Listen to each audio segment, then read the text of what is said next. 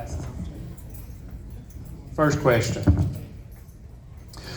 What is your vision for the coroner's office in Whitfield County, and what specific goals do you hope to achieve during your tenure as coroner?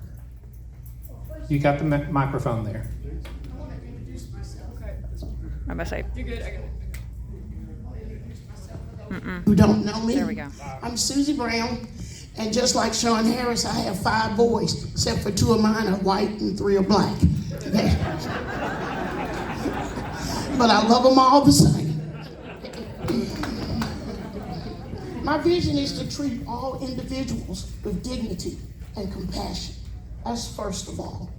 And I need to respect all and focus on and be professional as I do the job and work on deaths effectively and make sure the investigations are clear and to the point.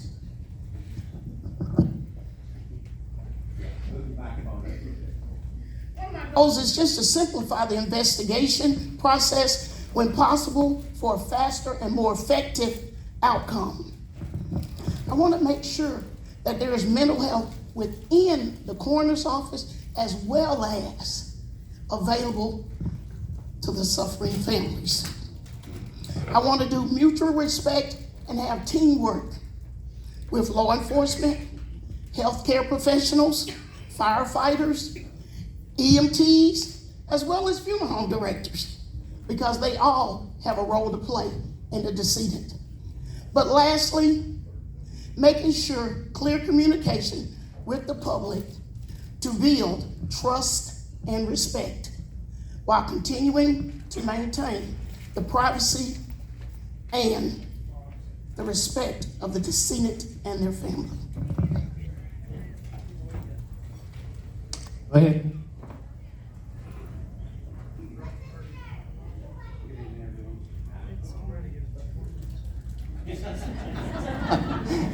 Good evening, everyone. My name is Clyde McDaniel, and I currently do serve as the Whitfield County Coroner, a position that I have served in since July 1st of 23.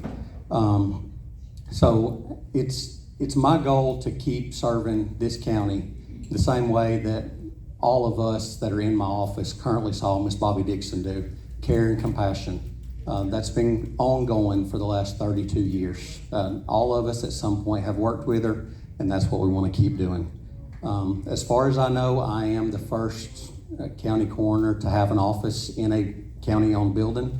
I was able to work with the Board of Commissioners, but they were able to make that happen. That way it's more accessible for families. It's just outside downtown. There's not a real reason much for families to come to the office, but if that need does ever arrive, then we have that place. My plan is to continue to work with the Georgia Coroners Association. There's a budget bill that they're trying to get passed in the House of Representatives. There's no set pay scale for the coroners right now. Every county does something different. They're trying to get that where it's uniform statewide, and we're trying to keep that done. Until then, I'll finish working with the commissioners to make sure my people are paid. They are still getting paid what they got paid in 2007 as far as case fees goes. Let's see. I am currently working with mental health professionals to get families counseling if needed. Also to let people know, to suicide prevention, any kind of mental health awareness that can be out. I also work with the LifeLink. They're the state organization for organ donation. So the hospital has to report cases. We don't have to. We're starting to do that because organ and tissue donation is a huge lifesaver. I've spoke with them in the last couple of weeks. We're fixing to start getting that on board so I can get material to give the families so we can start saving more lives in this county. Just because someone dies doesn't mean that someone else can't live because of that.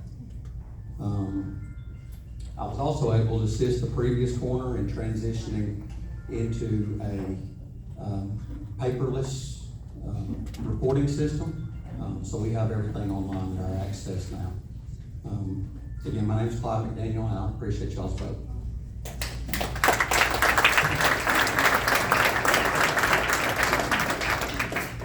Given an option, do you believe the position of coroner should be affiliated with a political party or nonpartisan? Why or why not?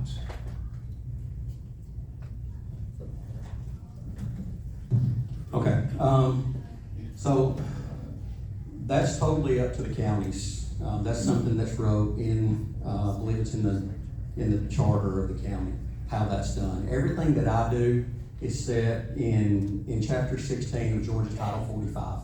There's nothing that I can do this way or that way. Everything I do has to be done by a set of rules. So it doesn't matter if I'm Republican, Democrat, Independent. If I'm sitting on your couch at 3 in the morning and we're having a conversation, I don't care what party you're affiliated with, and you don't care what party I'm affiliated with. We're there to get you taken care of, your loved one taken care of. So that, it being a political party is, to me, a technicality, but no, it shouldn't be associated with any party. I totally agree. No. Sorry. No, it doesn't make a difference, because at a death scene, are you gonna ask? Are you gonna ask the family? No, it doesn't make a difference. It doesn't make a difference your skin color. It doesn't make a difference your financial status. It doesn't even make a difference what neighborhood we come to at 3 a.m. in the morning. It's all about the decedent and the decedent's family, and the respect that we need to give them with compassion and sensitivity.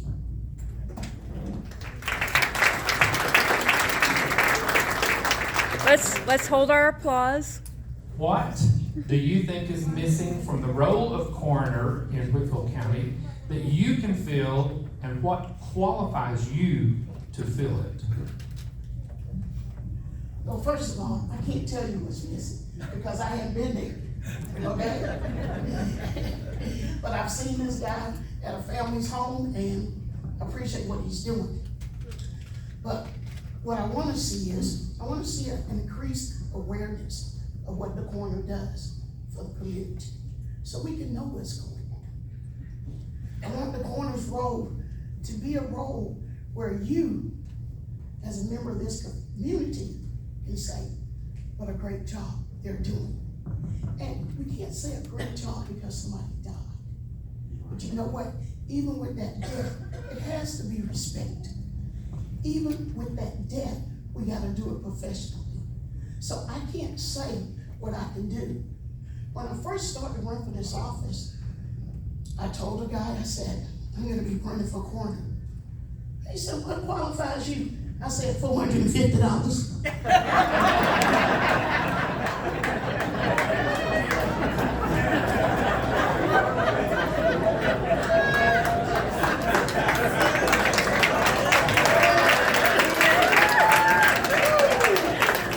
Okay.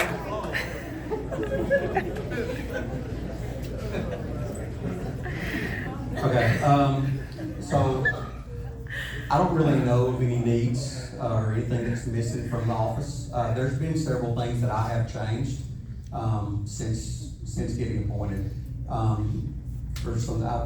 We started using radios to go on scene and off scene, which is something that to y'all may not make sense, but that lets the dispatchers know where we are, so it helps them because they can keep track of us. That lets EMS know that we're on the way or we're there. How far? Most of them know where we live. They know, how long it's going to take us to get there for the most part. So when we go en route, they know we're coming. Like I said, there's a few things that I am working on.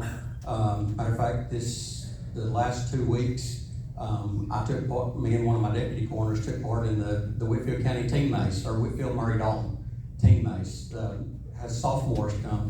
They get to witness a car wreck, and we actually participated in that. Pronounced the child on scene. We tweaked the scene some, so it was a little more dramatic for the kids, and hopefully that's something that they'll remember is me putting a body bag on the ground and pronouncing time of death on a child that's laying on that hood of that car. Like I said, I'm working on mental health stuff now.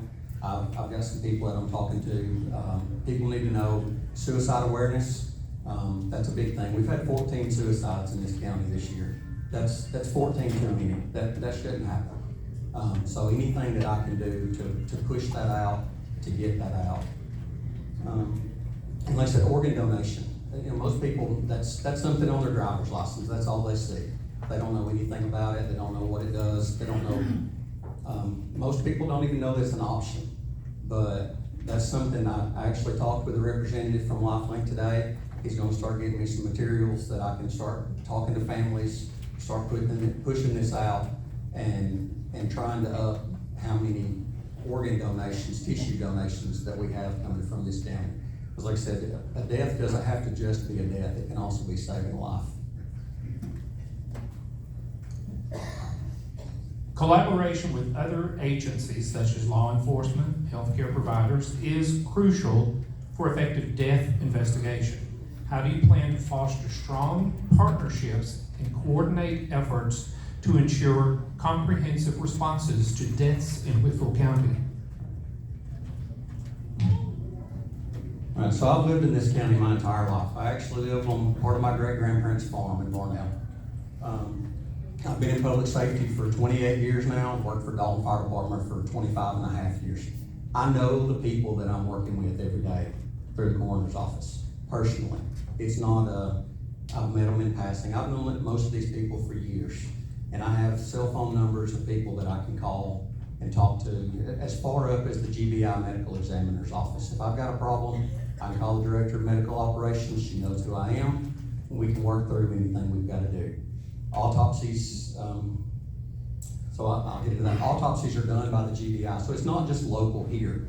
The GBI medical examiner's office does all the autopsies, so sometimes that's out of my hand as far as getting stuff back, but if I have any problems, I can pick up the phone and call Ashley, no problem.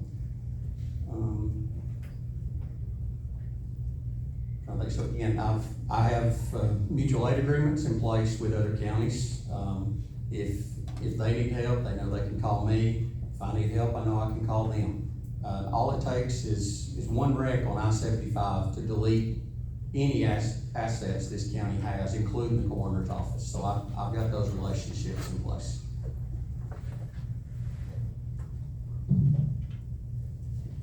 Well, first of all, I don't have anybody's numbers because I ain't been there. Microphone. I don't have anybody's numbers because I haven't been there. But if I was elected to the office, I understand that fostering a culture of mutual respect with all the agencies in this community is very important. And it's crucial to building a strong relationship with the coroner and with everybody else. I've been here 40 years. There are police who know me Miss Susie. There are firemen who call me Miss Susie. There are children who call me Miss Susie and grandchildren. But you know what? That doesn't matter. Because what matters is how I will conduct myself as coroner. And I want to conduct myself first as professional. Secondly, as being respectful. And thirdly, as being sensitive to the people I'm with. Just as he said, I live in Tall Hill. I get off at the Farmville exit. But you know, our investigations can't be a one woman or one man job. It has to be a total effort of all of the agencies in this community. The EMTs are there. The fire department is there. And lastly, after everything is taken care of, you have a funeral director. So we can't just stop in the office, as he said. We've got to meet these people in their place. So if I'm elected coroner, the first thing I want to do is go to these different agencies and introduce myself and get those phone numbers. Thank you. One more. Transparency and communication are important aspects of the coroner's role, as with any elected position. How do you intend to keep the public informed about your office's activities and decisions while also representing the privacy and sensitivity of death investigations? In that respect, I intend to have public meetings sharing information that does not compromise the investigation or the death or the personal information of the family. And then I want gonna meet with the family and also other agencies, if need to be, where we can tell them how we're proceeding, what's our next step, and let them ask any questions that they need to be answered. By doing this, I can inform them of the procedures, updates that they may not have. As he said, all deaths do not go straight to the funeral home. Some leave this county. And there are families who want to know where their decedent is, where their loved one is. I want to be able to talk to them on a personal level. I want to be able to hug them if they need to be hugged. With a mask on, of course not. But on a serious note, we have got to be sensitive, and we have got to respect those who have died. All right, so when it comes to the families, we are 100% transparent. The family knows every step of the way. I explain everything to them. I have a pamphlet that if they do go to the GBI for an autopsy, I have a pamphlet that I give them. Because if it's 3 in the morning and your loved one's died, you're not going to remember what I tell you. So I'm able to hand them a pamphlet that walks them through the steps and the process that we go through. I let them know every single step. Once the family leaves the morgue here, I call them and let them know. When they're ready to leave the GBI to get returned to the funeral home, I let the family know. I then turn them over to the funeral home, but they have our phone numbers. They can call us at any time of the day, and I tell them that we're 100% transparent. If they need to know something, they can call and ask. I actually had a guy a few months ago that had questions about his father's death. He was a young child when his father got killed. He had questions. He's an adult now. I was able to pull his file and sit and go through his father's file page by page and explain to him anything that was on there that he didn't understand. It wasn't even a case I worked. It was one that Bobby worked. It was in the mid-90s. But I had that record that I could go through and let him see the facts about his father's death. As far as the public, any information they need, I can walk them through how to get. But as far as the death investigation itself, that's all private. I can't release that information except for to the family members. That's all federal law. But again, the families, 100%. The office phone comes to all of our cell phones, so we can answer it. We get notifications, voicemails. They get called back immediately as soon as we have answers to give. Now, time for one or two questions. Yes. From the Let me. audience. All right, Vanna White, come on up. Is there a question from the third back there? This is our lovely Vanna White. Hold on.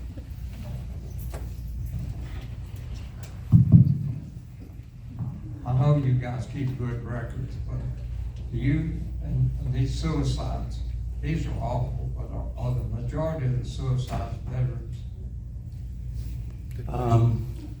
I don't have a good way to track that. Our team does let me know, breaks down the percentages and the numbers, but I personally do not recall any veteran suicides that we've worked this year. Thank you. One more question? Anybody? No? All right. Thank you both. I appreciate it. Now you may talk.